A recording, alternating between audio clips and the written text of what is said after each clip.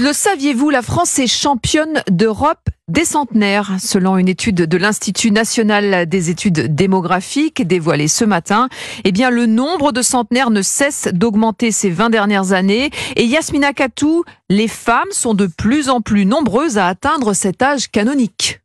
Oui, 86% des centenaires sont des femmes et même 90% des super centenaires, c'est-à-dire des plus de 105 ans, sont des femmes. Au total, on compte 31 000 centenaires français, soit 30 fois plus qu'il y a 20 ans. Alors, difficile d'expliquer clairement cette surreprésentation féminine.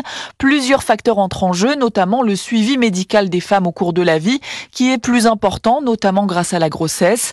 Par ailleurs, l'étude montre que les champions de la longévité sont les Antillais.